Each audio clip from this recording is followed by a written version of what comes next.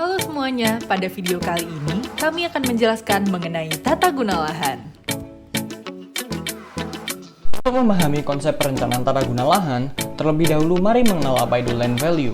Land value atau biasa disebut dengan nilai tanah memiliki dua pengertian, yakni nilai tanah adalah nilai pasar, yang kedua adalah nilai tanah adalah nilai assessment, yaitu nilai yang diestimasi oleh seorang penilai. Nilai tanah juga sangat terkait kepada nilai lahan, di mana lahan sendiri dapat berarti sebagai tanah terbuka atau tanah garapan.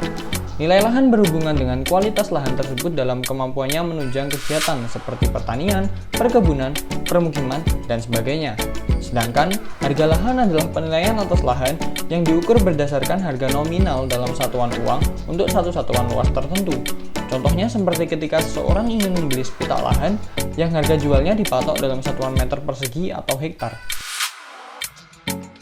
Sistem klasifikasi penggunaan lahan atau yang biasa dikenal sebagai klasifikasi land use merupakan pengelompokan beberapa jenis penggunaan lahan dalam kelas-kelas tertentu.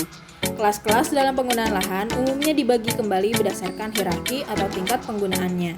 Di Indonesia sendiri, acuan untuk klasifikasi land use mengacu kepada klasifikasi berdasarkan Permen ATR BPN nomor 16 tahun 2018 tentang pedoman penyusunan rencana detail tata ruang dan peraturan zonasi kabupaten kota. Pedoman ini merupakan pedoman klasifikasi penggunaan lahan terbaru di Indonesia setelah beberapa kali mengalami perubahan di masa lalu. Oke, materi selanjutnya yaitu land ownership. Land ownership ini diatur dalam Undang-Undang Pokok Agraria Nomor 5 Tahun 1960.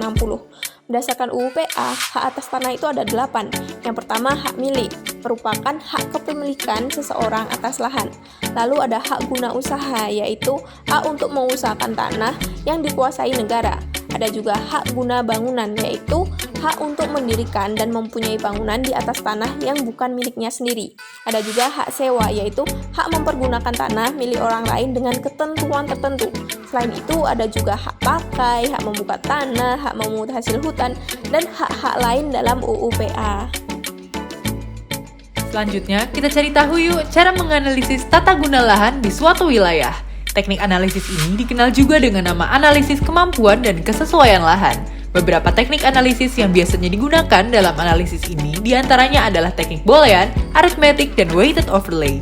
Teknik boolean menggunakan angka 0 dan 1 sebagai kode. Angka 0 menunjukkan wilayah yang tidak sesuai, sedangkan angka 1 menunjukkan wilayah yang sesuai. Kemudian teknik arithmetic adalah teknik yang menggunakan operasi matematis pada tiap peta tematik, yang kemudian hasilnya akan diklasifikasikan. Sedangkan teknik weighted menggunakan penjumlahan dengan bobot tertentu pada tiap peta tematiknya. Nah, diketahui bahwa di Lembah Selawah tingkat keselarasan penggunaan lahan dengan rencana pola ruang adalah 30.523,44 hektar atau sekitar 95,41%. Dan yang tidak selaras sebesar 1.469,09 hektar atau sebesar 4,59%. Lalu, apa penyebab ketidakselarasan penggunaan lahan tersebut?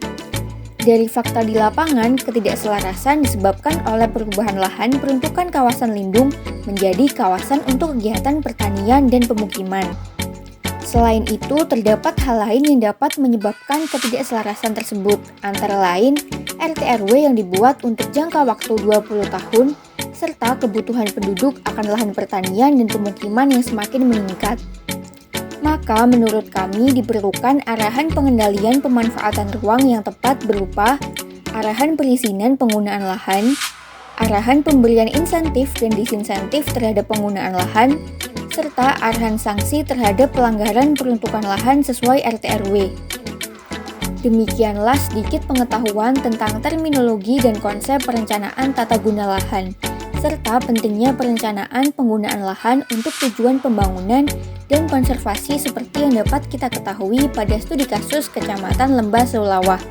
Sekian dari kami, wassalamualaikum warahmatullahi wabarakatuh.